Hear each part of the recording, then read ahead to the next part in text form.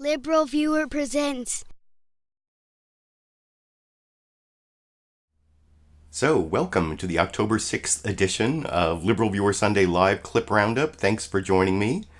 Give me a thumbs up and subscribe to my channel if you like what I'm doing here. Tonight I picked out the weekend's 12 best, most newsworthy clips from the Sunday morning news analysis shows from the big five corporate outlets of ABC, NBC, CBS, CNN, and Fox News, the so-called corporate media here in the United States, for what should be a really informative, educational, fair use media criticism and political commentary show for you all tonight. As I said last week, finally, it's looking more and more certain, like Trump will be impeached. That's why I'm still wearing the same Impeach Trump t-shirt. I got this from Amazon, but I'm hoping to print up some extra ones from a local t-shirt printing company, maybe even by next week, where I'll be able to give them away to people who give me super chat. Well, I don't know if I can do it for super, who become YouTube members or Patreon patrons, or give me direct PayPal donations at a certain level. I think, depending on how much they cost, that might be as early as next week. And I put links down in the video description, by the way, to my clip list of my 12 clips and places where you can support my channel financially. And like I said last week, it's getting more and more certain that Trump will be impeached. Not predicting his removal. Of course, if you have your Constitution in hand, like I have my Constitution here, impeachment is just an accusation of impeachable offenses by the House. Then it goes to the Senate for trial, possible removal, and I will talk about all of that. And I will also have political comedy from Saturday Night Live last night, the impeachment cold open with Matthew Broderick as Mike Pence, that I think had a missing punchline. I'll talk about after I show it in a moment. Also, for the Chuck Todd critics out there, you'll see him possibly grow more of a spine this week when he took on Republican Senator Ron Johnson. That was the big clip they were playing all over the cable news after the morning news analysis shows. Ron Johnson of Wisconsin. And you compare that to George Stephanopoulos taking on Republican Jim Jordan this week on ABC's This Week. Margaret Brennan took on Republican Roy Blunt of Missouri. And then Chris Wallace took on this Republican member of Congress from Utah, Chris Stewart, all on the facts of Trump calling out for not just Ukraine, but China to investigate Joe Biden this week, like he committed a crime on national TV where he asked a foreign country to give him help in a federal election. That's one of the things, if you go down into the video description, you'll see I have a link down there to 52 USC section 30121. That's a section of the federal code, contributions and donations by foreign nationals. It doesn't even have to be a foreign country, just anyone who's not an American citizen or a permanent resident, they cannot contribute to a campaign. So I have all of that, and I will talk about all of that a little more later, but I do want to get to the political comedy I promised, both from the cold open and then from Weekend Update. I'll start with, like I said, Matthew Broderick playing Secretary of State Mike Pompeo. There are a couple, I edited together 3 different Matthew Broderick clips here with some, I think, gratuitous Ferris Bueller's Day Off references, and the missing punchline from the subtext that I will it has to do with Vice President Mike Pence, played by Beck Bennett, which I'll talk about with you a little more after we watch this little under 90 seconds from Saturday Night Live Cold Open together over here. Mr. Vice President, Secretary Mike Pompeo has returned from Greece and is here to see you. Oh. Hey, good to be back.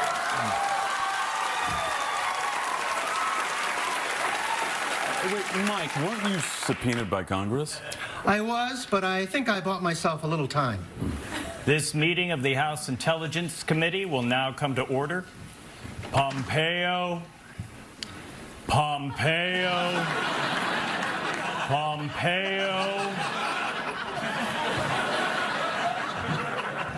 Listen, I've been asking around, and I think that this whole impeachment thing could be really bad. Who told you that? Like America? He's probably right. He's probably right about getting our stories straight. Yes, because even if they're not straight now, they could still be converted to straight, right?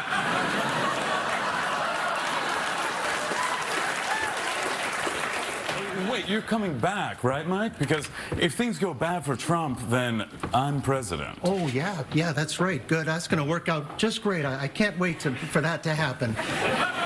And hey, impeachment moves pretty fast. If you don't stop and look around, you might miss it.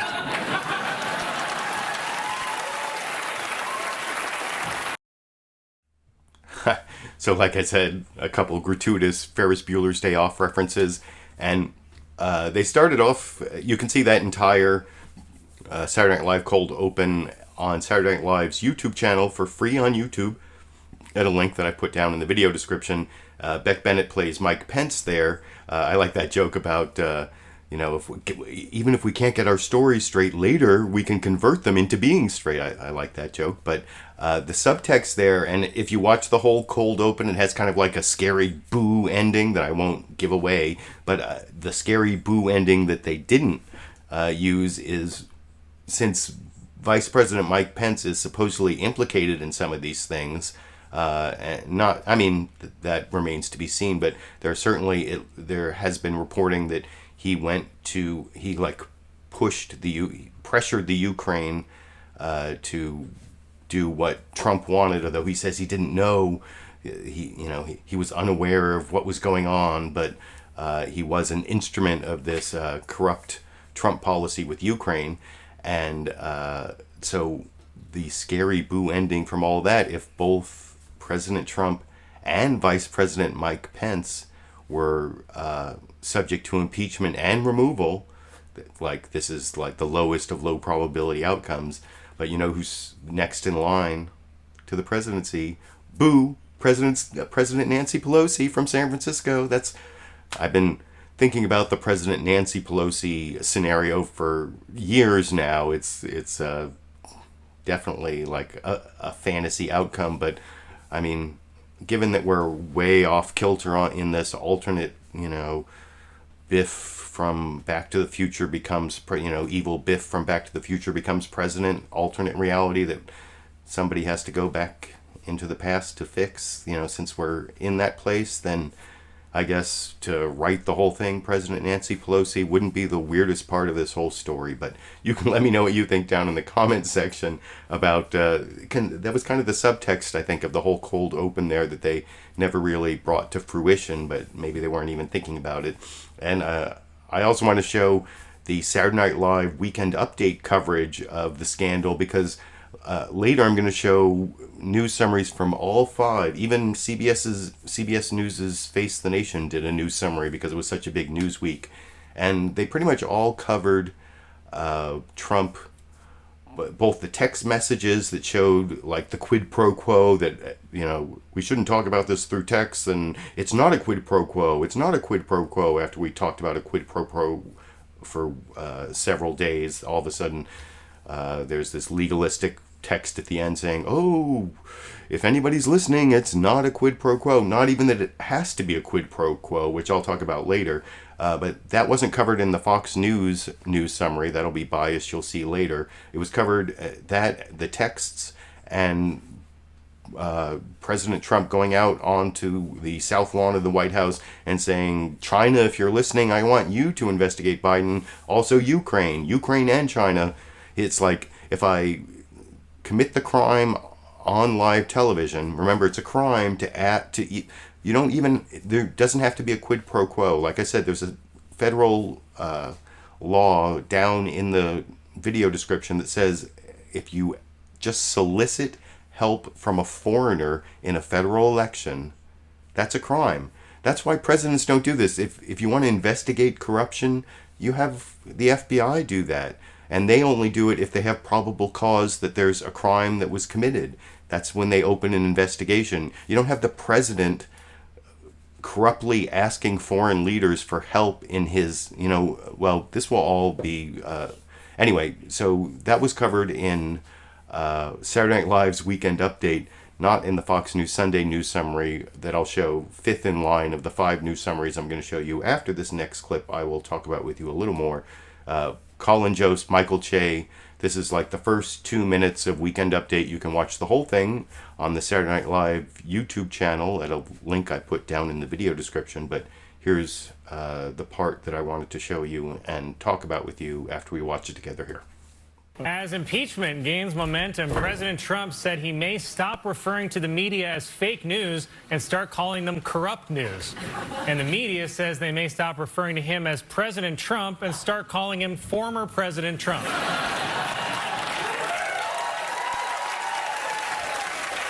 Trump then brushed off any concerns about impeachment, saying, "I'm used to it. It's like putting on a suit," meaning it's a massive daily struggle that takes up most of his morning.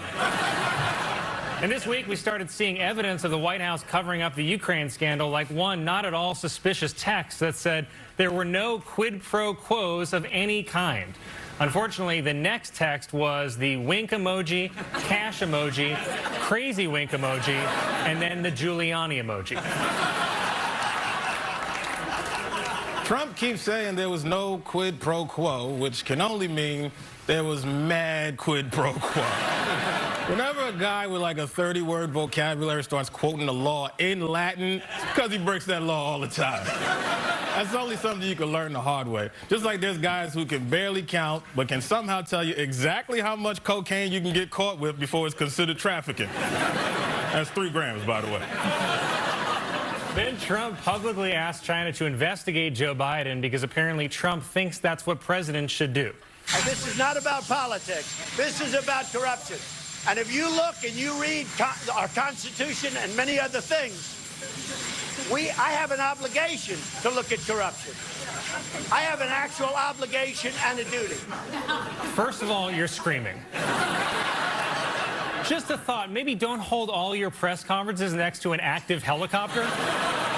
Also, you're going after Joe Biden for corruption? I mean, the guy lives in Delaware. He still takes a train to work every day. If he's stealing billions of dollars, he's waiting a long time to spend it.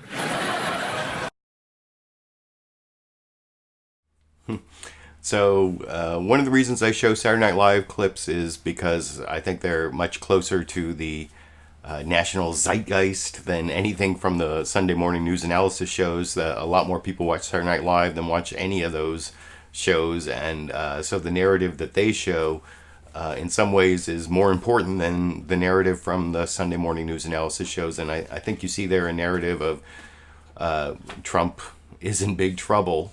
I mean, it's still the liberal media, and it's not going to get to the bottom 30% of the country who support Trump, but some of those independents. And I mean, Trump can't even, if 70% of the country is in favor of removing Trump, those last 30% aren't going to matter because the number of Republicans that support Trump is going to start dropping. And I think that's already maybe starting to happen, although you're not going to see it from the 4 Republicans I'm going to show later.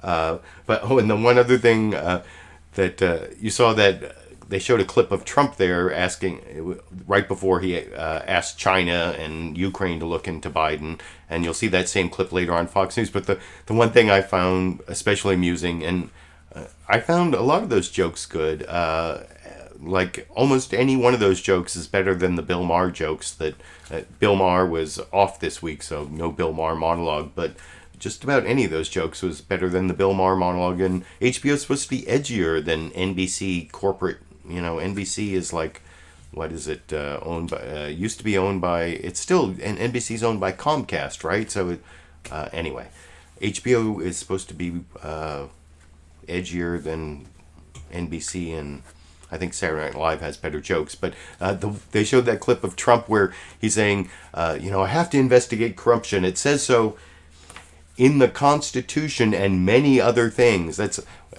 Trump uses several different salesman catchphrases to like make it sound like he's saying more than he is, and one of them is "and many other things." You'll hear him say "and many other things" when he's like said one thing and he can't think of any other. It's usually good if you can think of 3 things to make your point. He can only think of one thing, and then he says "and many other things" to kind of make up for it. So I just wanted to talk about that one thing from that last clip. And now it's time to get to the actual news clips. And like I said, I have news summaries from all 5 of the big 5 corporate outlets, starting with Chuck Todd on NBC News' Meet the Press. As usual, I usually say that NBC News, Meet the Press, and Chuck Todd have the best news summary, and people say that means that I like Chuck Todd more than I should, and that actually is not a compliment necessarily to Chuck Todd, though I think he may be an executive producer of Meet the Press, but it's really the producers, not the anchors, who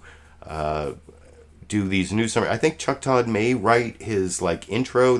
That's why I always show the introduction that he narrates, and then it goes to the pre-recorded package that he also narrates. But I think that is more the realm of the producers. And by the way, this introduction, this news summary from NBC News' Meet the Press, is heavily criticized by his first guest, Senator Ron Johnson of Wisconsin. And I don't know why Chuck Todd loves saying Ron Johnson of Wisconsin, but I guess it does kind of rhyme.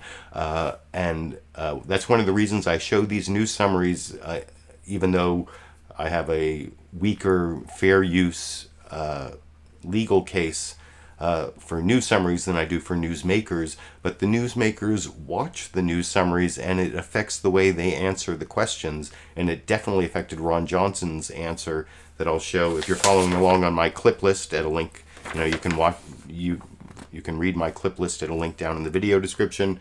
Ron Johnson will be clip number 9, but this is the Meet the Press news summary from Chuck Todd this morning. He's kind of reprising what he said last Thursday. Some people made fun of him for saying, we're in the national emergency, national nightmare. But I think he backs it up pretty well in this long 4-minute, 23-second news summary I will talk about with you after we watch it together over here. Good Sunday morning. I made the point earlier this week that a national nightmare is upon us. It's not something I said lightly or say it now. But the stability of our democracy is at stake. It's a moment that so many people, including Donald Trump's Republican primary opponents, predicted would happen. And now it's upon us. In less than 3 weeks, we've moved from a simple Washington Post story about a complaint in which a whistleblower said President Trump was pressuring Ukraine to investigate Joe Biden and the origins of the 2016 election interference investigation, to this Thursday, when President Trump himself said out loud that yes, Ukraine, and for that matter, China, should investigate Biden. In other words, you're darn right I did it. There's nothing wrong with it, and here, I'm doing it again. What are you going to do about it? So this is where we are. The President of the United States calling on foreign governments, plural, to help him in next year's election. House Democrats are now all but certain to impeach him. Senate Republicans, perhaps, are all but certain to acquit him. A country more divided against itself than at any point in our lifetime. Perhaps every member of Congress, Republican and Democrat, would do well to heed the words of Kurt Volker. He's the former diplomat caught up in this Ukraine issue. Here's what Volker said in his opening statement to congressional investigators. I, at some stage, found myself faced with a choice: to be aware of a problem and to ignore it, or rather to accept that it was my responsibility to try to fix it. What exactly did you hope Zelensky would do about the Biden after your phone call? Well, I would think that if they were honest about it, they'd start a major investigation into the Biden. The president repeating his unprecedented request of a foreign power to investigate a political opponent, this time in public. Likewise, China should start an investigation into the Biden, because what happened in China is just about as bad as what happened with Ukraine. The evidence that the president has solicited foreign help to discredit his political opponents and directed his attorney general to do so as well is piling up. The president has confessed to his violation of his oath of office right there, then and there. Explosive newly released text messages make clear that military aid for Ukraine and a trip to Washington were conditioned on Ukraine's commitment to investigate Biden and the origins of the Mueller probe. July 19th, Kurt Volker, then U.S. envoy to Ukraine, texts Gordon Sondland, a top Trump donor and U.S. ambassador to the European Union. Had breakfast with Rudy this morning. Most important is for Zelensky to say he will help investigation. July 25th, minutes before that Trump-Zelensky phone call, Volker texts a Zelensky aide. Heard from the White House, assuming President Z convinces Trump he will investigate, quote, get to the bottom of what happened, unquote, in 2016. We will nail down date for visit to Washington. After military aid to Ukraine is frozen, Bill Taylor, the top U.S. diplomat to Ukraine, objects, texting on September 9th. As I said on the phone, I think it's crazy to withhold security assistance for help with a political campaign. A few hours later, Sondland responds in a much more formal manner. I believe you are incorrect about President Trump's intentions. The president has been crystal clear. No quid pro quos of any kind. When a key Republican senator, Ron Johnson, heard from Sondland that the money's release was contingent on an investigation, he says he called President Trump on August 31st, who told him, expletive. No way. I would never do that. Who told you that? All this talk of the president about corruption comes from the most corrupt president we've had in modern history. He's the definition of corruption. Most congressional Republicans so far have been supportive of the president, been silent, or simply deflected. I don't know if that's a real request or him just needling the press, knowing that you guys were going to get outraged by it. I can say yay, nay, whatever. The president is going to say what the president is going to do. But Senator Mitt Romney spoke out on Friday, tweeting, by all appearances, the president's brazen and unprecedented appeal to China and to Ukraine to investigate Joe Biden is wrong and appalling. I'm now joined by two members of the Senate Foreign Relations Committee who have spent a lot of time working together, actually, on military aid to Ukraine. Senator Ron Johnson of Wisconsin and Chris Murphy of Connecticut. Ron Johnson of Wisconsin. And like I said, Ron Johnson of Wisconsin watched that news summary that we all just watched and was not very happy about it. And that's clip number 9 coming up. And do you see that brief Marco Rubio clip where he said he didn't think Trump was serious when he asked China to investigate Biden? That becomes one of the 3 main Republican talking point dodges. He wasn't serious, and he really wants to investigate corruption, and there's no quid pro quo, and all of those are kind of bogus talking points. And I already talked about the no need for quid pro quo, but I think, like I said, Meet the Press did a great job of covering all the main news points on impeachment from this week, including the main 2 things that came out this week, which were the text messages that you saw Chuck Todd elaborate on in that news summary, and then Trump himself on Thursday coming out onto the South Lawn of the White House and saying, Ukraine, if you're listening, investigate Biden. China, if you're listening, investigate Biden. I'm paraphrasing, of course, but it's kind of like the Russia, if you're listening thing, which was also a solicitation, and he said he would of a foreign country to contribute to his campaign, and he said he was joking that time. And the reason that he wasn't joking, and this time it's more serious, is because of all those text messages on Ukraine that show that he used the power of the U.S. government to get the Ukraine to investigate his political rival. And you'll also hear last June when he was talking to the president of China, he brought up this whole Biden investigation thing. So if he was joking this Thursday and he brought it up last June, does that mean it's like a running joke? It doesn't even make any sense, but I want to show the next 4 news summaries, all a lot shorter.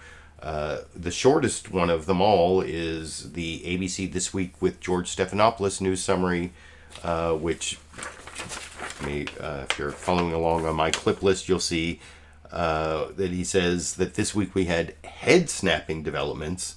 He talks about the testimony that we didn't get to see, that some people are saying should be released. It was like behind closed door testimony from various diplomatic staff that were implementing this Ukraine policy that you just saw described in the NBC News Meet the Press news summary. And then, of course, the text messages. There's a slight reference to the China, if you're listening thing, but this, like I said, this is the shortest one. And they talked about that more when they talked to John Carl and the other ABC News reporters that you'll see. Pierre Thomas is the other one, I think. Yeah, Jonathan Carl and Pierre Thomas. And then there are a couple others, but I don't want to show all of that. I just want to show the first minute or so of ABC News is This Week with George Stephanopoulos this morning, that I'll talk about with you a little more after we watch together over here. Good morning and welcome to This Week, a week of head-snapping developments in the impeachment investigation. The first key witness testimony to Congress. The first release of text messages from administration officials broadly confirming the pressure campaign on Ukraine outlined in the original whistleblower complaint. That brazen public request from President Trump calling on China to investigate Joe Biden. Late Friday, the first subpoenas to the White House, plus a new request for documents from Vice President Pence. And this morning, more breaking news. ABC News has learned that the legal team representing the first whistleblower is now representing a second whistleblower. Attorney Mark Zaid told me that this second whistleblower is a member of the intelligence community with firsthand information on some of the allegations at issue. The second whistleblower has been interviewed by the Inspector General, and his attorneys say they have the full protection of the whistleblower law because they provided information directly to the Inspector General. The second whistleblower has not yet communicated directly with the congressional committees conducting this investigation. I want to dig into this with our chief White House correspondent, John Carl, our chief justice correspondent, Pierre. And like I said, if you want to see more of the ABC News reporting, you can check out the entire episode of This Week with George Stephanopoulos at a link down in the video description. I think actually ABC News was the first news agency to break the second whistleblower story, though Jake Tapper's going to also mention that in the next news summary I'm going to show you from CNN's State of the Union. Because all the news outlets have confirmed that there's a second whistleblower, possibly even more, because there was I saw some discussion on the cable news this morning where Mark Zaid, I think I'm pronouncing it, Zaid, is that the whistleblower lawyer who represents the first whistleblower and now says that he represents a second whistleblower, and then says there are multiple whistleblowers, and then I saw a discussion, does multiple whistleblowers mean two or more than two? Well, multiple could just mean two, but that's what multiple means if you look it up in the dictionary. But anyway, like I said, Jake Tapper here on CNN's State of the Union, he talks about the second whistleblower, and he also brings up something that is pretty evident from the guests that I'm showing you, is that no one from the White House would go on any of the corporate news media outlets this morning, not even on Fox News. The best we get we got Ron Johnson of Wisconsin, we get Roy Blunt of Missouri, Peter Stewart from Utah, and Jim Jordan. Where's Jim Jordan? Is he from Oklahoma? Where's Jim Jordan from? I can't remember where he's a representative from. You can let me know if you remember down in the comment section. But nobody from the White House, nobody from Republican leadership would come on the shows, and that's one of the things that only Jake Tapper pointed out, in addition to pointing out the main items of the big news from the week that you saw on the previous two news summaries that I'll talk about with you a little more after we watch the CNN State of the Union news summary from Jake Tapper. And of course, he always starts out with, what is the State of the Union this week? Well, it's the evidence is piling up, or it's watching the evidence piling up over here. Hello, I'm Jake Tapper in Washington, where the state of our union is watching the evidence pile up. We begin this morning with some breaking news. The lawyer for the first whistleblower now tells me he is also representing a second whistleblower who has spoken to the intelligence community inspector general. The news, first reported by ABC, is another development that could play into the impeachment inquiry into President Trump. And it's just the latest in a stream of new evidence this week backing up the original whistleblower complaint against President Trump, including, notably, the president's own public call for not only Ukraine, but for China to investigate his potential 2020 rival. But perhaps most damning, House Democrats have obtained text messages between three senior U.S. officials discussing what looks like a quid pro quo, an office of X in exchange for Y with Ukraine, including this exchange. Quote, heard from White House, assuming President Zelensky convinces Trump he will investigate, quote, get to the bottom of what happened in 2016, we will nail down date for visit to Washington. Or this text from a senior U.S. diplomat in Ukraine. Quote, as I said on the phone, I think it's crazy to withhold security assistance for help with a political campaign. We should note, we invited the White House on to answer questions on the show this morning. They did not offer a guest. We also invited both of the president's personal lawyers, Rudy Giuliani and Jay Sekulow. They declined to appear. We invited every member of Senate leadership and the top House Republicans. They all declined or did not even respond. The Trump White House no longer holds regular press briefings or any press briefings at all. And so on one of the most critical news weeks of the last 3 years, here are just three of many questions that we feel need to be answered. One, why did senior U.S. diplomats believe that U.S. military aid was being withheld as a tool to pressure Ukraine to announce an investigation into the Bidens and into attempts to undermine the Mueller investigation? Two, can this White House name another instance, just one, in which President Trump personally pushed a foreign leader to investigate an American citizen who was not one of his political opponents?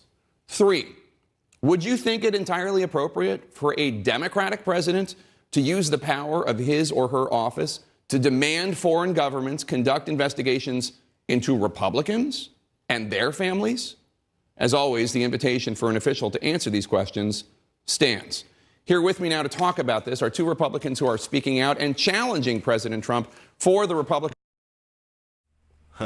So, yeah, I think that was a great news summary from Jake Tapper, and especially for pointing out who's not on the Sunday morning news shows this morning. You don't see anyone from White House Communications. You don't see Mike Pompeo. You don't see Kellyanne Conway. You don't see anyone from the White House or the Republican leadership. Like I said before I showed the clip, we're stuck with Ron Johnson of Wisconsin and other lesser Republicans, I guess. But I like the way that Jake Tapper revealed that, and then also showed the questions he would have asked if any of them had showed up to answer them. And those were some pretty good questions. And the next news summary I want to show you is actually from CBS's Face the Nation, where they normally don't have a news summary. This was like such a big week that I guess they felt like they had to summarize the news, although the clip after next I'm going to show you is Fox News Sunday, where I think they buried the two big news stories about the text messages that showed the quid pro quo that's not a quid pro quo for like the Sacha Baron Cohen fans out there. You know, he has that one character who always says like Mossad, not Mossad, who's like a former Mossad agent, and I'm, Mossad, not Mossad. It's like quid pro quo, not quid pro quo, and you'll see that that whole thing is covered in the Face the Nation news summary. And one of the things I really like about this news summary is that they take something Trump said about about his acting director of national intelligence, Joseph McGuire, said in his congressional testimony, and they debunk it. They like put two clips next to each other, Trump versus his own appointed acting director of national intelligence, contradicting each other. And they cover, most of what they should cover, unlike the Fox News Sunday news summary I'm going to show at the end after this next clip, which I will talk about with you a little more after we watch the CBS News Face the Nation clip. Margaret, Brennan starting off the show with an actual news summary that they don't normally do, but they did this week, and here it is in this clip. Good morning and welcome to Face the Nation. There's been another series of stunning developments in the story that is consuming Washington. President Trump continues to attack his critics, tweeting over 160 times this week. He also made several freewheeling appearances filled with unsubstantiated claims, alongside visiting foreign leaders. Biden and his son are stone cold crooked, and you know it. His son walks out with millions of dollars. The kid knows nothing. You know it, and so do we. Go ahead, ask a question. But the question, sir, was what did you want President Zelensky to do about Vice President Biden and his son Hunter? Are you talking to me? Yeah, it was just a follow-up of what I just asked you, sir. The only thing that matters is the transcript of the actual conversation that I had with the president of Ukraine. It was perfect. But your own DNI said the call transcript was consistent with the complaint. So should No, he didn't say that. You have to take a look. No, he did not say that. But he did. I would say that the whistleblower's complaint is in alignment with what was released yesterday by the president. Kurt Volker, Mr. Trump's special envoy to Ukraine, who resigned last week, handed Congress a series of text messages between himself, U.S. Ambassador to the EU Gordon Sondland, a major Trump campaign donor, and career State Department diplomat Bill Taylor. The texts reveal administration pressure on Ukraine to launch an investigation in exchange for a White House visit. This from Volker to a Zelensky aide. Assuming President Zelensky convinces Trump he will investigate, get to the bottom of what happened in 2016, we will nail down date for visit to Washington. President Trump also asked another country to look into former Vice President Biden and his son Hunter. And by the way, likewise, China should start an investigation into the Biden. Biden responded angrily. There's been no indication of any conflict of interest from Ukraine or anywhere else. Period. I'm not going to respond to that. Let's focus on the problem. Focus on this man, what he's doing that no president has ever done. No president. Have you ever seen, a rhetorical question, a president ever so unhinged as this guy is? That's what worries me. Let the House focus on what they're focusing on in the Senate, and I'm going to go out and I'm going to beat them on the merits. Thank you. Congress is seeking documents from Vice President Pence and Secretary of State Pompeo. Nations do this. Nations work together and they say, boy, goodness gracious, if you can help me with X, we'll help you achieve Y. This is what partnerships do. It's win-win. Mr. Trump acknowledged he may be impeached. So the Democrats, unfortunately, they have the votes, and then we'll get it to the Senate, and we're going to win. The Republicans have been very unified. And that's true for the most part, but there are some cracks in Republican unity. Utah Senator Mitt Romney called the president's Ukraine and China request brazen and unprecedented, wrong and appalling. Nebraska's Ben Sasse and Maine's Susan Collins were also critical. And with that, we begin this morning with Missouri And I will have a Missouri Senator Roy Blunt clip a little bit later, but I want to, and I think I pretty much pre-criticized, or actually criticism includes saying positive things, and I said several positive things about that CBS Face the Nation news summary, and especially I'm positive that they actually did a news summary, which they don't normally do, and they cut all those 4 news summaries I just showed you from the real journalistic mainstream media. Some people call it the liberal media. You know, on Fox News they call it the liberal media, but it's the corporate media. It's not liberal. Corporations are not liberal. Take it from me, LiberalViewer. Corporations are not liberal. They, in some ways, they're small c conservative in that they're all about their profits and all about, you know, protecting their bottom lines, and so those last 4 news summaries are not liberal news media summaries. They're corporate news media summaries, but at least they pretty much covered the facts as have been revealed in the news the last week or two. This next news summary, the Fox News summary, this is, you know, Chris Wallace is supposedly a straight news media anchor, and this is supposedly a straight news media program. But you'll notice, unlike all the other 4 news outlets, cable news or corporate news media outlets, you won't hear about the text messages that had the quid pro quo, not quid pro quo, and you don't even need a quid pro quo, but that's not covered in this news summary. And Trump saying, China, if you're listening, investigate Biden, not covered in this news summary. It's sort of covered in Chris Wallace's questioning of the Republican that I'll show later, Chris Stewart of Utah. So it's not, but that's the only time in the entire hour on Fox News Sunday that they mention those 2 huge news developments from this week. That, you know, first these text messages came out that showed this long campaign of pressuring the Ukraine, both with the suspension of the military aid and holding up of any kind of White House meeting. Those were the deliverables versus what Trump wanted, which was a statement from the president of Ukraine that he was looking into corruption, and specifically Burisma, the gas company that Vice President Joe Biden's son, Hunter Biden, served on the board of. You won't hear any of the quid pro quo text messages or China, if you're listening, Trump saying himself on the South Lawn on Thursday. That doesn't show up in the Fox News news summary of the week.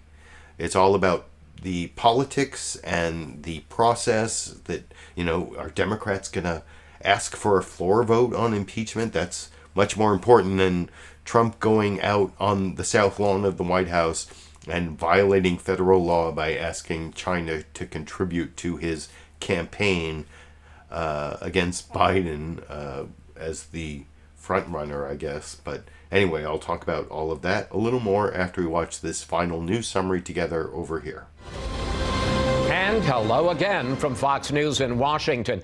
We begin with breaking news. Fox News has confirmed a report there is now a second whistleblower in the Trump impeachment case. As first reported by ABC News, another intelligence official has spoken to the intelligence community inspector general and says he has firsthand knowledge of some of the allegations in the original complaint. The impeachment inquiry has now formally reached the White House, with House Democrats issuing a subpoena for records on President Trump's contacts with Ukraine and his request for that country to investigate Joe Biden.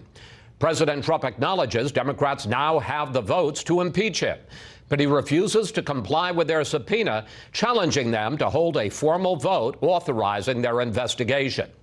In a moment, we'll speak with two members of the House Intelligence Committee, which is now leading the investigation. But we begin with Kevin Corke live at the White House with the latest. Kevin. Chris, a vote on the House floor would actually vote for lawmakers, that is, to be on record on impeachment. But the real issue is what happens to those new House Democrats, especially those who come from those recently flipped red districts. Subpoenas from 3 House committees looking for detailed information about the president's conversation with the leader of Ukraine. The New York Times reports a second whistleblower allegedly expressed concern about the president's conversation. Over the weekend, a skeptical President Trump reacted, saying, coming from in the deep state, also with secondhand info. The White House is expected as early as Monday to tell Speaker Nancy Pelosi it will not cooperate with any requests until the House moves forward with a vote. Well, we'll be issuing a letter. As everybody knows, we've been treated very unfairly. The president also going after critics such as Senator Mitt Romney, one of the few Republicans to criticize him for calling on foreign powers to investigate the Bidens. A tweet Saturday calling Romney a pompous ass and a fool. This as pressure builds to release transcripts of testimony from former Ukraine Ambassador Kurt Volker and Intel Community Inspector General Michael Atkinson. Republicans and Democrats have accused each other of selective leaks of the men's testimony to shape public opinion. Again, Chris, the breaking news that we are following, a second whistleblower we have confirmed here at Fox News, alleging to have first-hand knowledge of some of the information in that original whistleblower complaint, something the White House, I'm sure, will have a great deal of interest in, Chris. Kevin Corke reporting from the White House. I'm sure the White House will have a great deal of interest. What a great comment there from Kevin Corke, who, I don't know, the White House press secretary, what is her name, Stephanie something or other, she used to work for the First Lady, I think, Melania Trump, but they don't hold press, ever since Sarah Huckabee Sanders left, they don't have press briefings.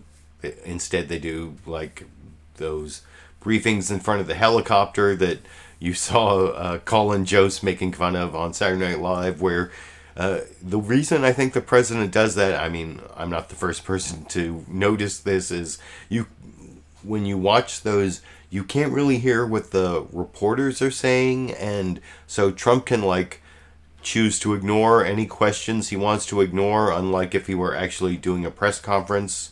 He did do this weird press conference with the Finnish Prime Minister and at the UN, and it just got him into more and more trouble. But anyway, I think I criticized that Fox News Sunday news summary. They missed the biggest news stories, the text messages on the quid pro quo that wasn't a quid pro quo, even though it doesn't even have to be a quid pro quo.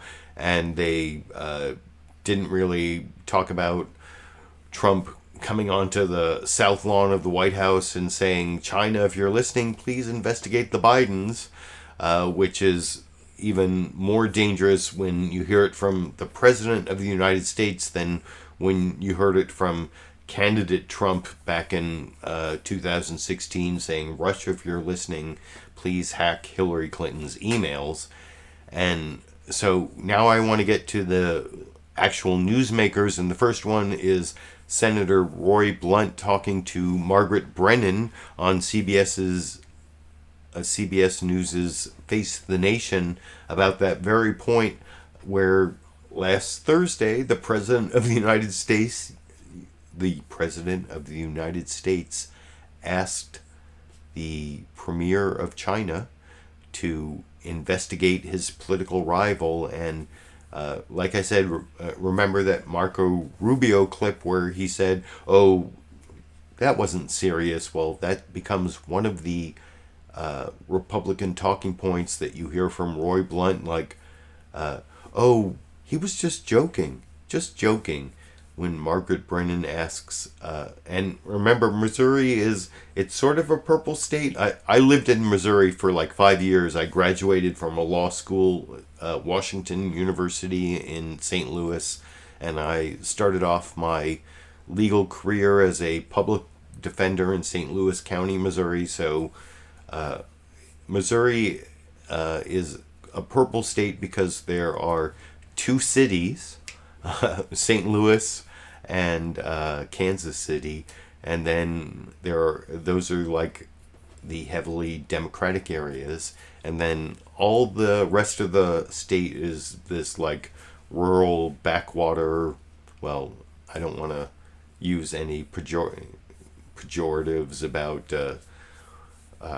rural white people, but you can just add those in yourself. But that's how it ends up purple. It's the two cities and then all the rural areas, and Roy Blunt represents that. It's a purple state that's been trending red, but who knows what's going to happen in 2020. And here's Roy Blunt giving the first of three dodges on what Trump said on the south lawn of the White House on Thursday. China, if you're listening, investigate my political rival. And I'll talk about all three of the dodges after we watch this CBS Face the Nation clip together over here. Are you comfortable with what the president has said here in this call for foreign governments, Ukraine and China, to investigate his political opponent? Well, I doubt if the China comment was serious, to tell you the truth. You don't take the president at his word? The president loves to go out on the White House driveway. I haven't talked to him about this. I don't know what the president was thinking, but I do know he loves to bait the press, and he does that almost every day to see what you'll talk about, and maybe what he was hoping was so you don't somebody believe in the press the president, will say, but is that appropriate to ask for a foreign government to interfere in the election? I don't imagine that's what he was doing. Certainly, but we appropriate? shouldn't expect the Chinese, the Russians, or any of our other national security adversaries to be helpful in any way. And if they do come forward with information, I think you'd have to seriously question whether there was any veracity to that information or not. Because you're on Senate intelligence, can we just establish a... So, yeah, that was the first of the three dodges that you'll hear from Republicans on what Trump said about on the south lawn of the White House on Thursday. You know, I do want Ukraine to investigate Biden, and China too. I want you to investigate Biden, and that was a joke. Apparently, that was a joke, according to Roy Blunt there, which that's pretty much a ridiculous assertion, if you ask my opinion. But the next clip I want to show, and I dropped my clip list here, and it like fell behind everything, so I'll have to get it while we're watching Chuck Todd, like I said, grow more of a spine for all the Chuck Todd critics out there in his cross-examination of Ron Johnson of Wisconsin on this very issue of, like, is it okay for Trump to ask a foreign country to investigate his political rival. And you'll see Ron Johnson start talking about, he like dodges with, you know, I know some people play drinking games while they're watching my Sunday Live Clip Roundup. And I think as this impeachment inquiry goes on, and I'm very happy that there's going to be an impeachment in the House and a trial in the Senate, and I'm going to get to cover it on my Sunday Live Clip Roundups, and maybe with some special live clip roundups in the middle of the week when we get impeachment hearings, which are going to, and an impeachment trial. It's all going to happen in the next 6 months, and I'm impeach, impeach, impeach. That's the title of my video because I've been hoping to cover it.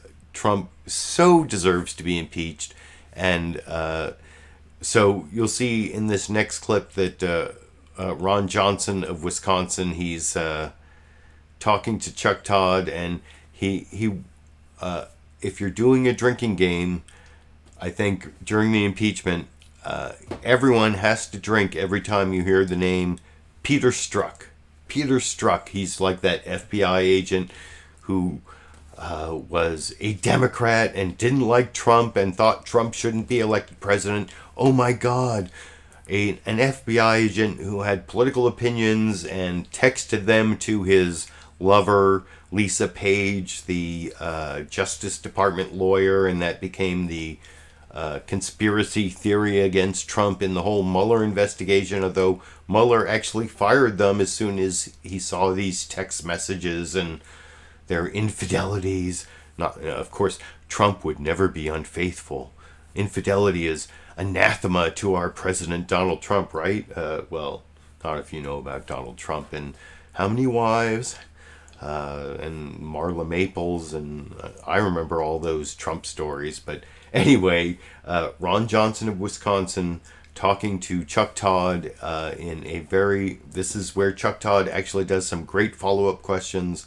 And while we're watching this, I'm going to go figure out where my notes dropped, and I will talk about what I wrote in my notes after we watch this almost 5-minute clip of Chuck Todd growing more of a spine in his cross-examination of Ron Johnson of Wisconsin this morning. Over here. Morning, Chuck. Let me start with something you told the Wall Street Journal late last week. You had said when Gordon Sondland seemed to imply that the frozen military aid was connected to a promise by Zelensky for investigations, you said, at that suggestion, I winced. My reaction was, oh God, I don't want to see those two things combined.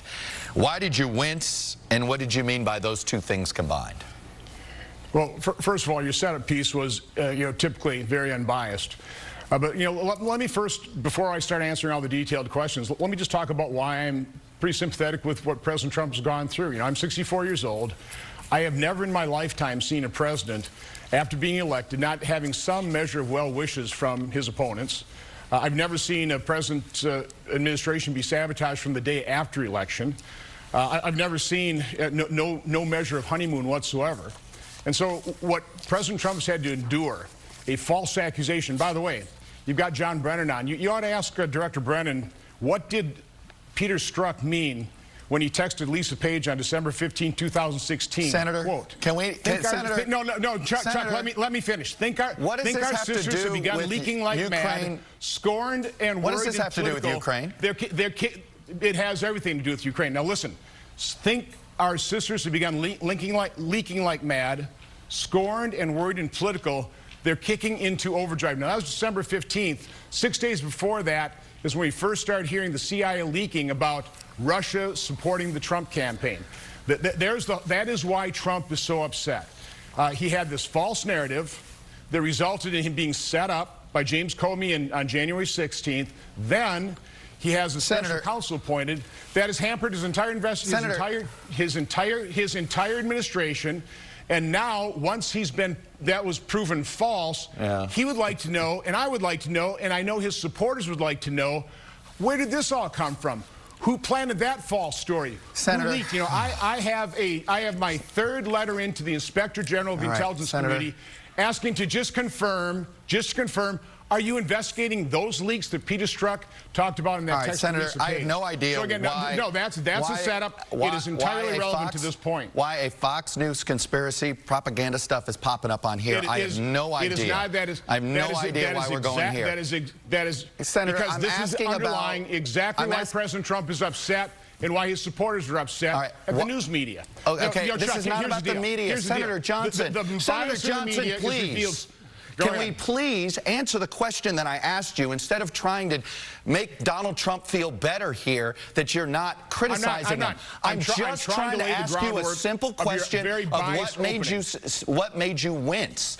I'm asking a simple question about you clearly were upset that somehow there was an implication that military aid was being frozen because the president wanted an investigation. Why did you wince? Because I didn't want those connected. And I was supporting the aid, as is Senator Murphy, as is everybody that went to that initial inauguration. But here's the salient point of why I came forward. When I asked the president about that, he completely denied it. He adamantly denied it. He vehemently, angrily denied it. He said, I'd never do that. So that is the piece of the puzzle I'm here to report today, that unlike the narrative of the press that President Trump wants to dig up dirt on his 2020 opponent, what he wants is an accounting of what happened in 2016. Who set him up? Did things spring from Ukraine? There's a good piece we've got an oversight letter on from Politico in 2017, where let me quote the article. It says, Ukrainian government officials tried to help Hillary Clinton and undermine Trump. They did so by disseminating documents implicating a top Trump aide in corruption, suggesting they were investigating the matter. Ukrainian officials also reportedly helped Clinton allies research damaging information on Trump and his advisors. There is potential interference in the 2016 campaign. Let me ask you this. That's what Trump wants to get to the bottom of, but the press doesn't want to. Ambassador, the people who wrote this article are being pilloried. I'm being called a conspiracy theorist.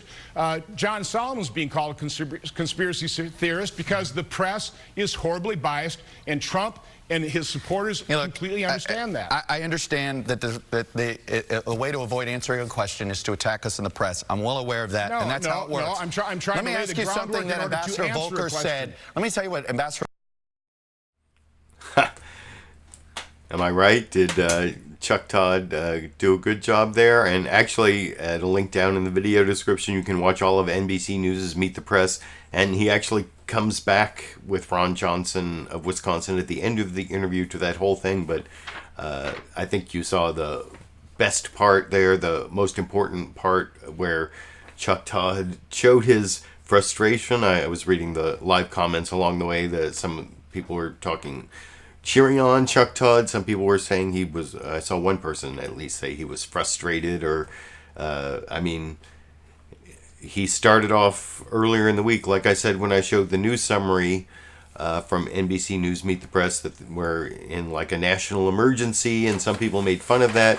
And you saw, like I said, that Ron Johnson referred to the news summary and said it was, he started off saying, oh, that was an unbiased news summary, and then he went into his whole like weird Peter Strzok thing that kudos to Chuck Todd for saying a Fox News conspiracy theory. And by the way, I dug up my notes here, so if you're following along on my clip list at a link I put down in the video description, you can see he was asking Ron Johnson over and over again, why did you wince when you heard quid pro quo? And the most ridiculous part of that answer from Ron Johnson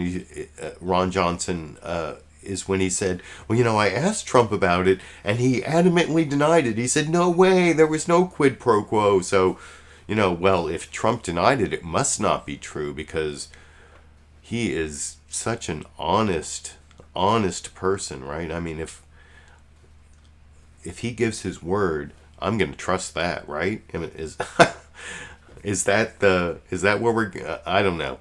I mean, Wisconsin, of course, is another purple state, just like Missouri, and actually more of a purple state. Wisconsin is one of those states that is actually more blue than red. I mean, they had a Republican governor, and it was one of the states that Trump got in 2016 that, Hillary never visited, but it is right now Trump is losing in Wisconsin, and Ron Johnson of Wisconsin, he seems to be like, and along with Roy Blunt, if things get really bad for Trump, they could be Republicans who flip. And I don't know why he told the media that he winced when he heard of the quid pro quo, but then he's coming on Meet the Press today to say that he believes Trump and it's all a witch hunt, and Peter Strzok and Lisa Page and Fox News conspiracy theories. So I wanted to show that clip. Like I said, was a good Chuck Todd clip.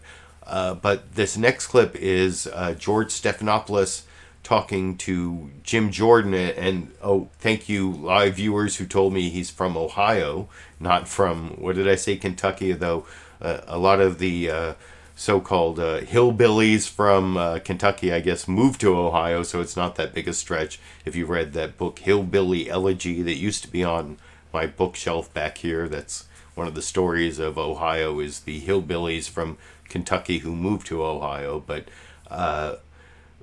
what I wanted to point out about this Jim Jordan clip, and it's George Stephanopoulos doing a really good job cross-examining him, I think, and the evidence is that he keeps switching. He has to switch between the big three Republican talking points right now on impeachment and on Trump. Actually, like I said, all you have to do is ask a foreigner for help in your election, in a federal election. That is a violation of federal law, never mind an impeachable offense.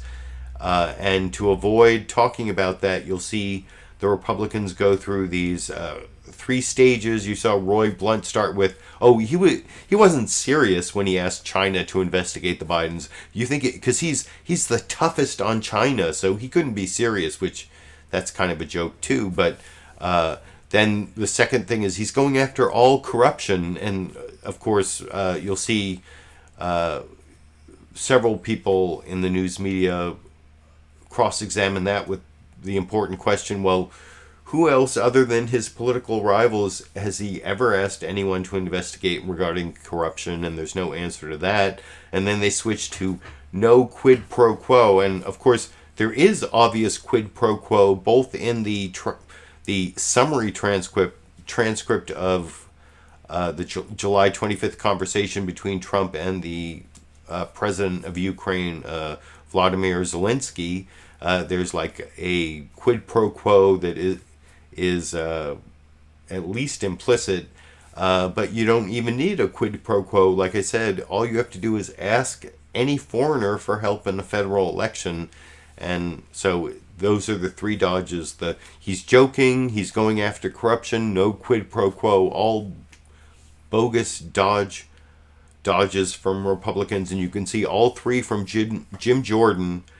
And I think Jake Tapper does a good job of pointing them all out. In the longest clip of the night, it's, I apologize, a little over 6 minutes of, I'm sorry, did I say Jake Tapper? It's actually George Stephanopoulos cross-examining Jim Jordan in the ABC News This Week with George Stephanopoulos clip over here. What exactly do you hope Zelensky would do about the Bidens after your phone call? It's a very simple answer. They should investigate the Bidens. Likewise, China should start an investigation into the Bidens. Because what happened in China is just about as bad as what happened with Ukraine. There's President Trump on Thursday. We're joined now by the top Republican on the House Oversight Committee, Congressman Jim Jordan. Thank you for coming in today. Threshold question. Do you think it's appropriate for President Trump to ask China and Ukraine to investigate Joe Biden? George, you really think he was serious about thinking that China's going to investigate the Biden family? He said it right there in public. I think he's getting, as I think Senator Rubio said a couple days ago, I think he's getting the press all spun up about this. Remember, this is the president who's been tougher on China than any other president. He wants to make sure China quits stealing America's intellectual property. He wants to make sure they start abiding by international trade norms. And Tougher than anyone. He said directly He's put tariffs on China, and you really think he says, oh, the same guy who's been tougher on China now thinks, oh, China's going to investigate the Biden. He was just making a statement to just underscore how wrong it is what took place here with Hunter Biden getting these deals that he got. That's all he's doing. So the president asked China to investigate. We're not supposed to take the president at his word? I think Senator Rubio said it best. This is the president. You guys would think after 3.5 years, you would, with the campaign and everything else, you'd figure out some of the ways that this guy's... Yet he said in public the exact same thing he said in private to the Ukrainian president. I wish there would be the same outrage for what the president said about China, the same outrage that there was when we saw when the Clinton campaign and the Democrat National Committee hired a foreigner who worked with Russians to dig up dirt on the president, put it in a document that was given to the Department of Justice, and then the FBI used that document to go to a secret court to spy on the Trump campaign. And you guys weren't outraged about that, but now the president makes a statement about China, the guy who's been tougher on China than any other president, and you think this is somehow a big deal. So should I conclude from that you don't think it would be appropriate for the president to ask China to investigate the Bidens? I think he's just making this. I'm just telling you what the statement is. You asked me about the statement. I'm saying I don't think anyone in America really believes, except people maybe in the press and some Democrats in Congress, really believe that the president of the United States thinks China is going to investigate. He's making a statement. Well, he's asking for it, and the president hasn't said he's joking. He said a very direct statement. He wasn't smiling there. Sure. He wasn't laughing. It wasn't a joke. You don't think this president's been the toughest president on China? Imposed tariffs on China? You don't think this president wants to make sure China starts abiding by international trade norms, starts dealing with the theft of intellectual property? You don't think... I mean, okay, you can think that, but I just don't think that's what the case. I'm asking if you think it's appropriate for the president to ask China to investigate. I think he's saying what's on the minds of so many Americans. That's not what I'm asking. I think he's saying what's on the minds of so many Americans. How does the vice president's son get $1 billion from a bank, a subsidiary of the Bank of China? How does he get that deal just a couple weeks after he flies on Air Force 2 to China? I think he's just pointing out the fact. He says it in the way he says it, but I don't think it's really like, oh, China, go investigate the Biden. That's not a fact, and it's not true, and the Chinese have denied it as well. But I still haven't gotten an answer to the question. Is it appropriate for the president to ask China to investigate Joe Biden? I think he's got you guys all spun up, and obviously it's the case. You've asked me the question. You've asked me the question like 4 times. I've answered because it. You haven't answered it. I don't think he really meant go investigate. Do you think China's going to investigate him? I don't know if China's going to investigate him. I know the president asked China to investigate. We know they're not, George. Come on. Why can't you answer yes or no? Do you think it's appropriate? I don't, because I don't think that's what he did. I don't think that's what he did. But it was right there on camera. I think Senator Rubio had it exactly right. I think our side says this is exactly what I think most Americans say. This is exactly what the president was doing. You would think after, like I said, a few years of following this president, you would understand sort of how this guy communicates. I think that's what he's doing. You're still not answering the question. If the president is asking China to investigate, which he did right there, is that appropriate? Is that an abuse of power, or is that appropriate? I think when the president is, and this is why it relates to Ukraine, I think when the president is trying to make sure that there is not corruption, that if we're going to be sending the hard-earned tax dollars of the American people to Ukraine to help them fight Russia, to help them get their country moving in the direction they need, to get the security assistance they need, I think he believes that we should make sure there's not corruption there. It's not President Trump's fault that Joe Biden's son was hired by a company that Mr. Volker told us this Thursday when we had him in for the interview, the ambassador, the special envoy to Ukraine. It's not President Trump's fault that Joe Biden's son was hired by Burisma, this company that had a long history of corruption. I think the president, when he's trying to decide how American tax dollars are going to be spent and what countries they're actually going to go to, it's his job to make sure there's not corruption. So when the vice president's son is hired by this company that Mr. Volker told us had a long history of corruption, was linked to the government in Ukraine, I think that's the president doing his job. So you think it was appropriate for the president to ask Ukraine to investigate Joe Biden? Do you know of any other instances where the president has called on foreign leaders to investigate corruption that did not involve one of his political rivals? George, we heard from the ambassador for hours this Thursday, and the ambassador told us there was no quid pro quo, there was no linkage between any type of security assistance money and any type of investigation. The ambassador was clear. We have the transcript where there is no quid. Even Democrat chairman said after reading the transcript, even though before they got the transcript, they said there's going to be a quid pro quo in there. After reading it, they said there is not a quid pro quo. And the two individuals on the call, the two people on the call who know it best, President Trump and President Zelensky, said there was no pressure, no pushing, none of that. It was done in a professional manner. That's what Ambassador Volker told us in his Ambassador Volker told you a lot of things this week. Let's show some of the text right here on the.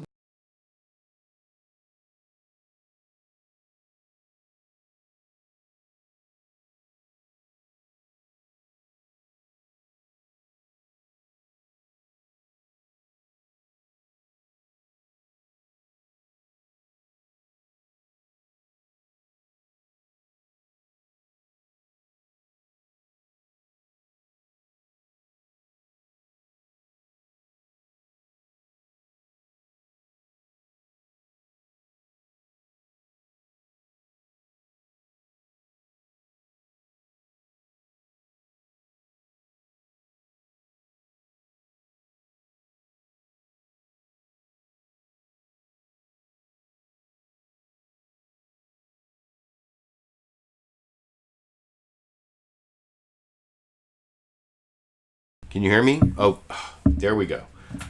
Why did that happen? I saw in my Super Chat contributions that Lulu Girl asked if I got a new microphone, and the answer is no, I did not get a new microphone. And I don't know, last week I thought it went out because I moved my laptop during the clip. That was the first time the audio went out, right? I noticed it right away this time. Maybe I should. I have a USB microphone, but my laptop doesn't take USB, so there's this weird connector, but I don't know why that was weird. I don't know why it's gone out 2 weeks in a row there, but at least I noticed it this time. But like I said, I thought that was like I was saying before the microphone went out, that was a good cross-examination by George Stephanopoulos of Jim Jordan. He went through all three of the dodges from Jim Jordan that I talked about before I showed the clip. He's joking, he's going after corruption, no quid pro quo, and I think he did a great job of rebutting all of those. The final Republican trying to defend Trump I want to show you before I get to the final Amy Klobuchar clip at the end. How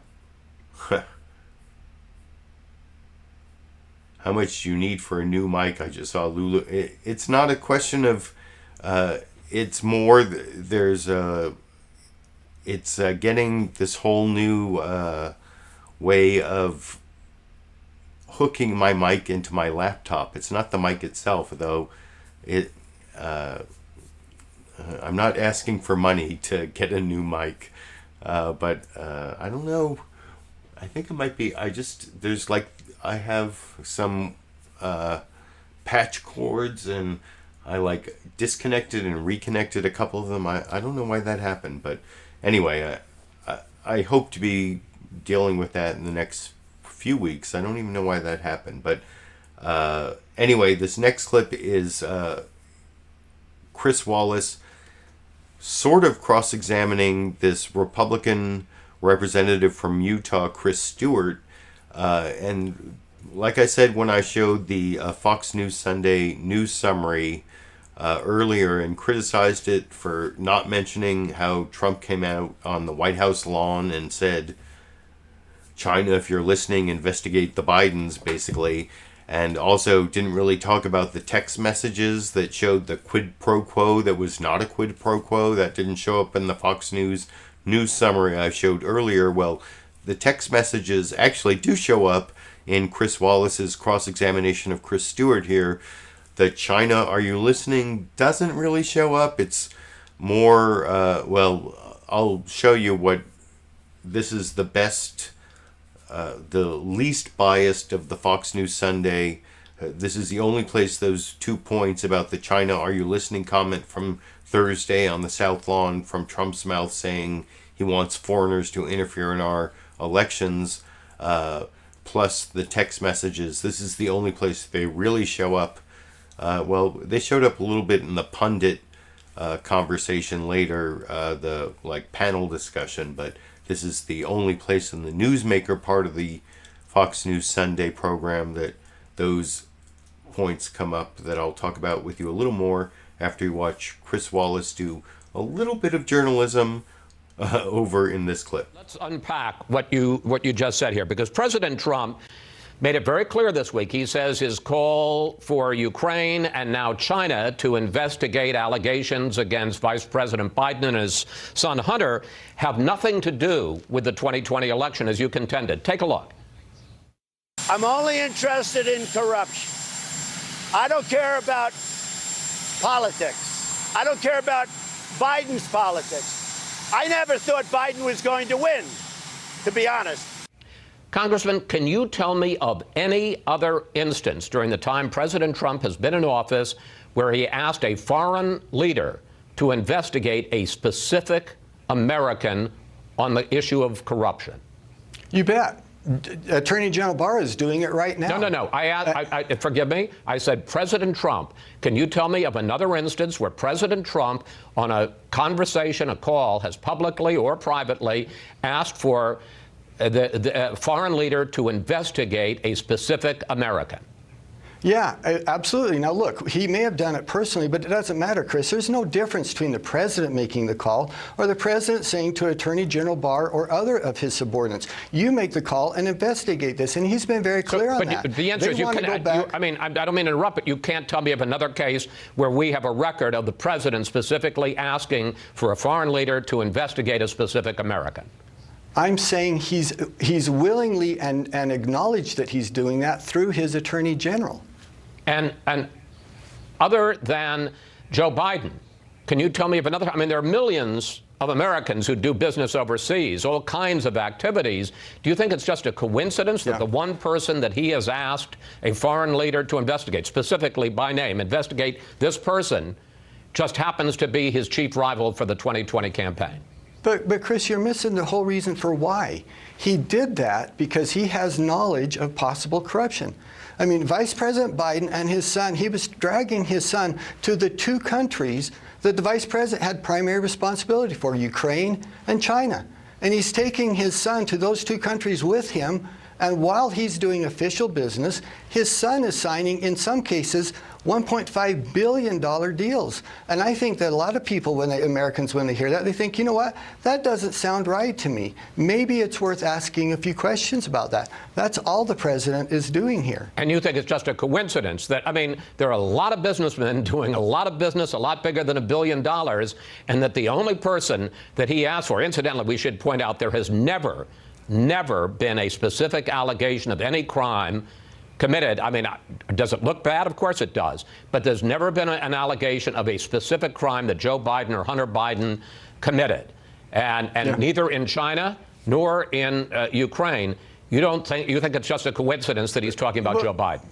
But Chris, you keep using that word coincidence. It's not a coincidence at all. It is just that those are the facts presented to him, and he's responding to those facts. If someone else brought other accusations against other Americans and they had reason to investigate that, I'm sure the president would as well. But these were the facts that were brought to him, and these were the individuals that were associated with those facts. All right. I want to pick up on what you said at the very top, which is that there is no quid pro, no linkage between President Trump's asking the Ukrainian President Zelensky to investigate Joe Biden and U.S. support, including $400 million in military aid to Ukraine. There are a number of documents that your committee has received this week, and bear with me, I'm going to go through just 3 of them and read them. July 25th, this is the morning before the phone call between Zelensky and Trump. U.S. envoy Volker to a Ukrainian aide. Heard from the White House, assuming President Z convinces Trump he will investigate, get to the bottom of what happened in 2016, we will nail down date for visit to Washington. August 10th, Ukrainian aide to Volker.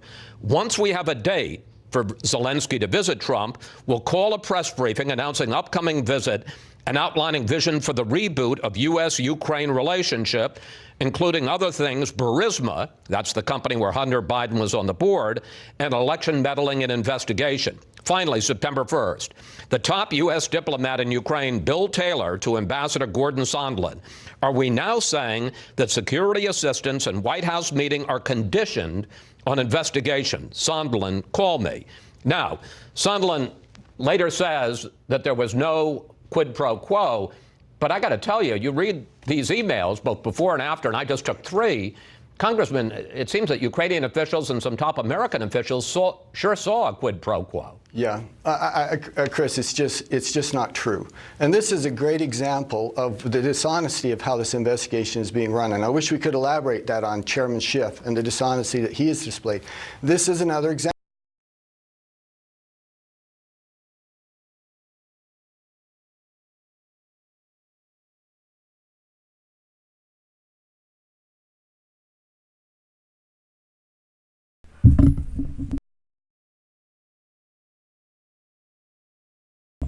Okay, there we go.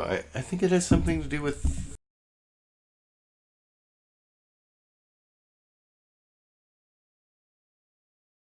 Oh, God damn it.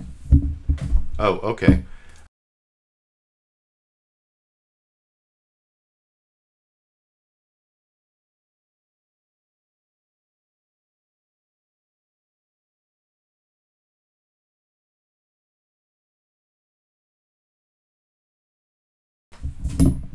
Now I see it. Okay. What? Okay. It's something having to do with the cords that I'm using to patch my microphone.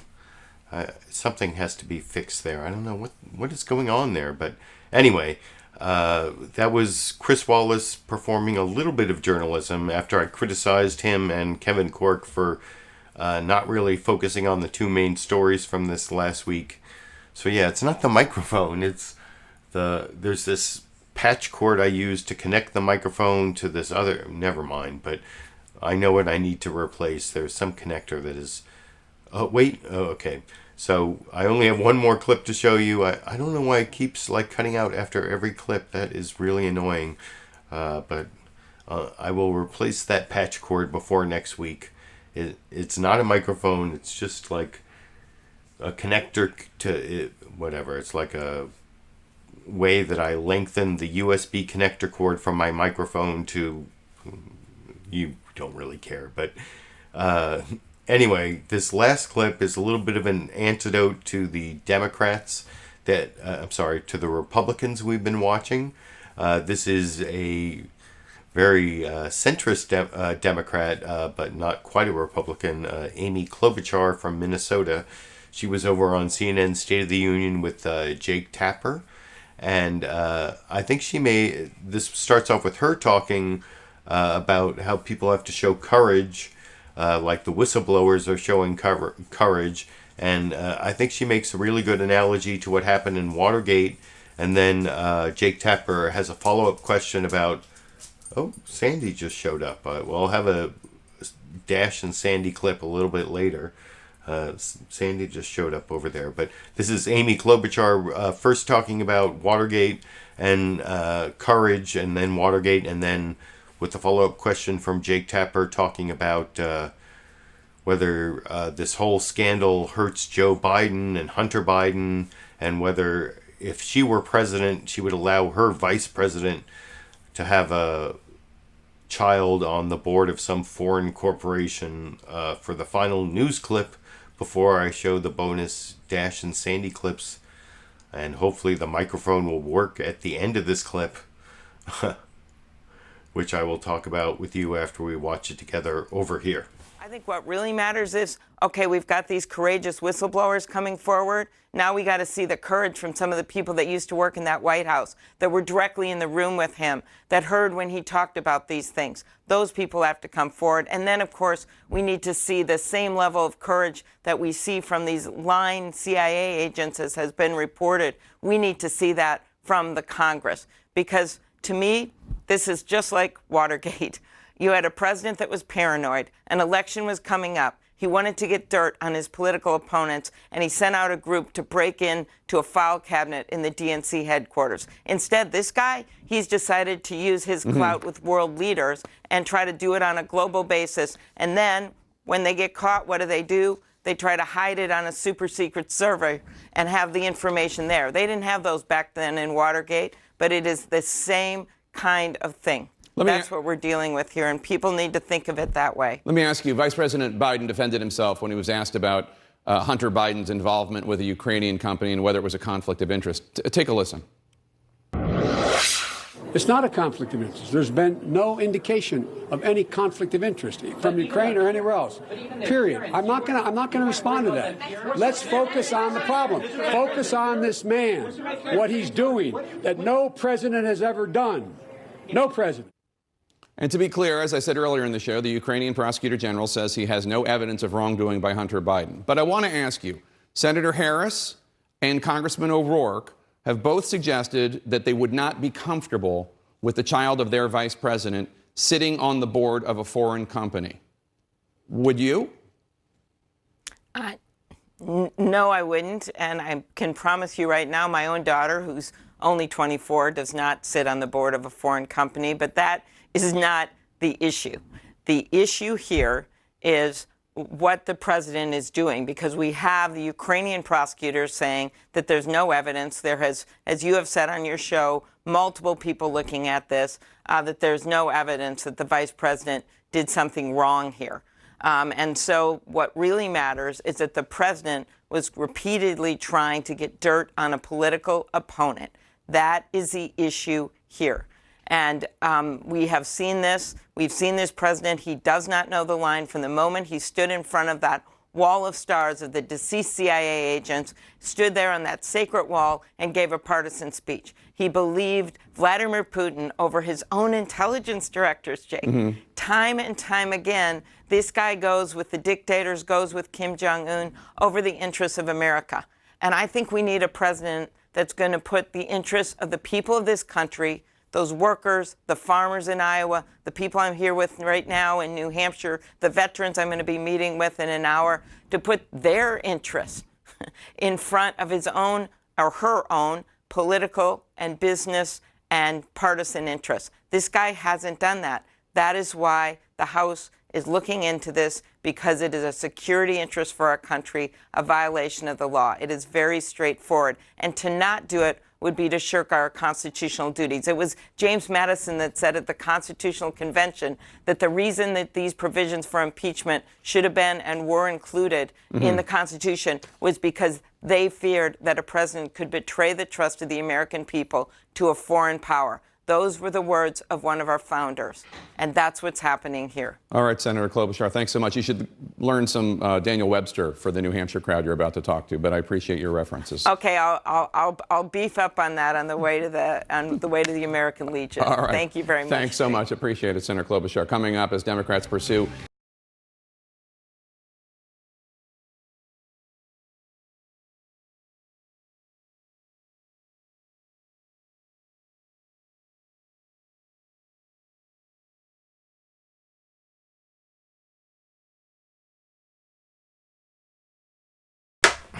Wait, okay. So now you can hear me. I don't know what the connector problem is. I'll work this out before next week, but I don't know why I come back from all those clips without a microphone, but that was the last news clip.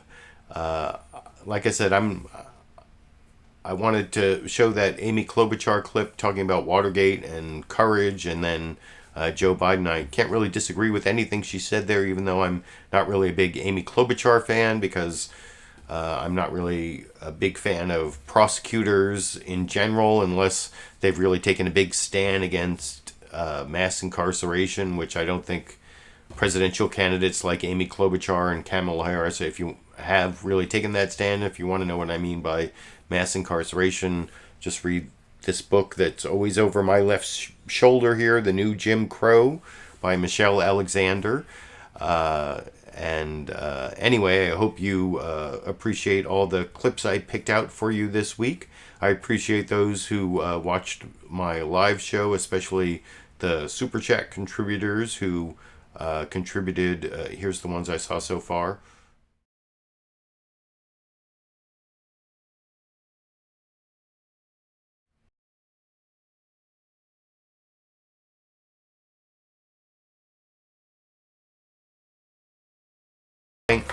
Thanks for that.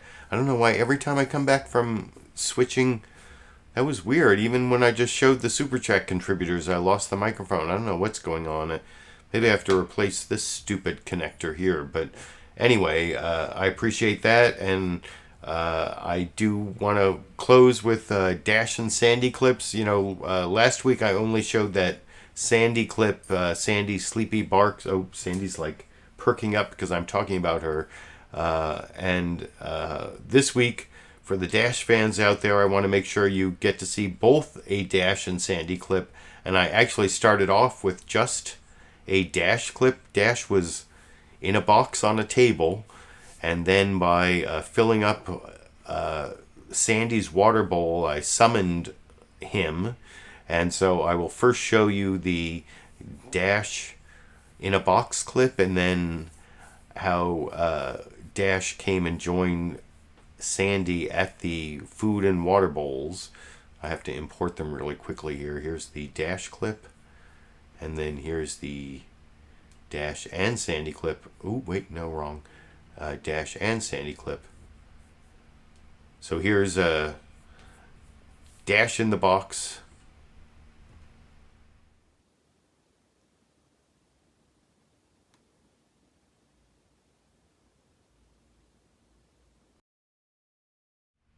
I don't know why. Oh, hey, I came back from the clip and the microphone's still working. What a surprise. I don't know why it is that cats like to go into boxes, but I don't know. Maybe it's a metaphor for... Someone could criticize me for using my pets as metaphors for politics, but we have our orange cat there who loves to be in a box, and we have our orange president who seems to have put himself in a box for impeachment because he is like admitting his crimes right on national television. But that's where Dash started out, and then here's the final Dash and Sandy clip where you'll see Sandy eating at his food bowl, and then because I refilled the water bowl, Dash joins Sandy at the bowls over here.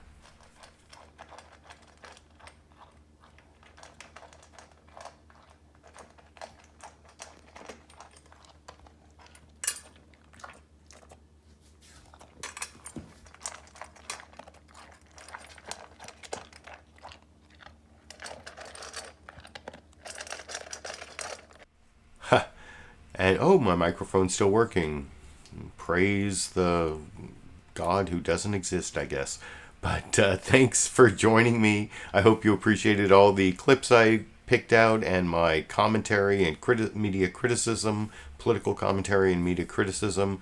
I will be back next week. Next week I'm actually going to Parents' Weekend at the college where I dropped my daughter off. If you remember, in the middle of August I did a show from off somewhere away. Well, I'm going to do a show from the road next Sunday, so I can't promise when it's actually going to happen because I will be up in the northernmost part of Northern California to visit my daughter at Parents' Weekend, but I'll still be doing my show next Sunday. Might be a little late, who knows how it's going to end up, but anyway, that'll be next week.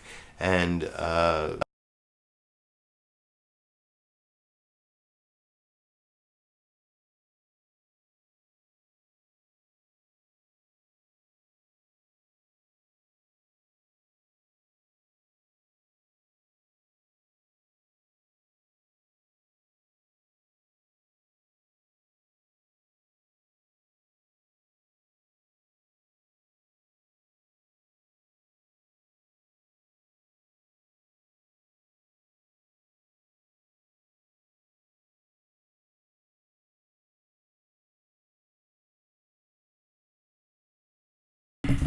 oh, wait, there we go.